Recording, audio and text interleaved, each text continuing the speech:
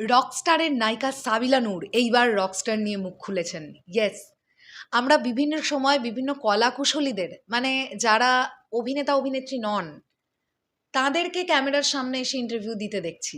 Like director, producer, music করছেন যিনি তাঁরা, বা যিনি টিজার রেডি করছেন, এই ধরনের মানুষজনদের, লোকেশন ম্যানেজার। কিন্তু নায়ক নায়িকা মেগাস্টার শাকিব খান তিনি তো ন্যাচারালি ইন্টারভিউজ দেন না, দরকারও পড়ে না ওই মানুষটার অ্যাকচুয়ালিতে। সত্যি ওনার ক্রেজ ওটা আলাদা ব্যাপার। কিন্তু সাবিলা নূরকেও আমরা রিসেন্ট টাইমে কিন্তু খুব একটা রকস্টার নিয়ে কথা বলতে শুনিনি। তাও কিছুদিন আগে একটি অ্যাওয়ার্ড শোতে তানজিয়া জামান মিথিলা রকস্টার নিয়ে কথা বলেছিলেন। এইবার কিন্তু সাবিলা নূরকে আমরা রকস্টার নিয়ে কথা বলতে শুনতে পেলাম। এক্স্যাক্টলি কি বললেন তিনি। হ্যালো এভরিওয়ান, আমি পৌশালী চলে এলাম আরও একটা নতুন ভিডিও নিয়ে। আশা করছি আপনারা প্রত্যেকে খুব ভালো আছেন। বলুন তো, রকস্টারের অ্যানিমেটেড টিজার আপনাদের কেমন লেগেছে এবং 5ই মে টিজার দেখার জন্য আপনারা কতটা এক্সাইটেড? আসলেই ভালো কিছু আসছে। সিনেমার নায়িকাও যখন এই কথা বলছেন তখন তো বুঝতে হবে ভাই আসলেই ভালো কিছু আসছে। আশা তো করাই যেতে পারে। কি বলছেন সাবিলা নূর? সাবিলা নূর বলছেন রকস্টার এমন একটি গল্পের সিনেমা যা আগে আমাদের দেশের দর্শক খুব একটা দেখেনি। আবার লাইনটা শুনুন মন দিয়ে। রকস্টার এমন একটা গল্পের সিনেমা যা আমাদের দেশের দর্শক আগে খুব একটা দেখেনি।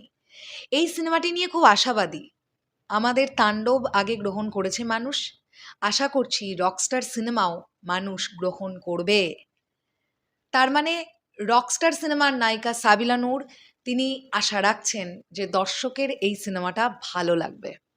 দর্শকের তো অবশ্যই ভালো লাগতে হবে, তা না হলে তো বক্স অফিস কালেকশন হবে না। আর বক্স অফিস কালেকশন হতে গেলে এখন খুব সুন্দর একটা গল্প দরকার।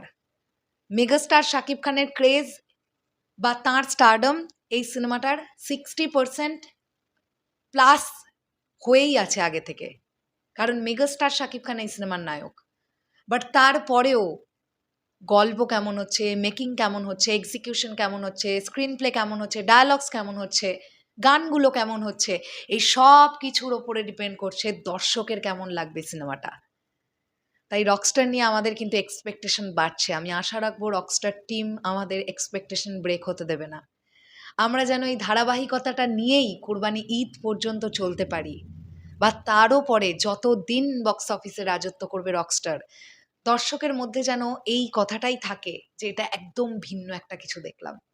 কারণ একই ধাঁচের ছবিতে আমরা মেগাস্টার শাকিব খানকে রিসেন্ট টাইমে বেশ কয়েকবার দেখে ফেলেছি, সেই গুলিগালা, সেই মারামারি, ঢিস ঢাস। একটু আলাদাভাবে মেগাস্টারকে আমরা চাই এবার, যেটা হয়তো আর রকস্টার টিম আমাদেরকে ফাইনালি প্রেজেন্ট করে দেখাতে পারবে। আমি আশা রাখছি। আপনারা কতটা আশা রাখছেন কমেন্ট সেকশনে জানান। শেষ করলাম ভিডিওটা, তাহলে এখনের জন্যে টাটা।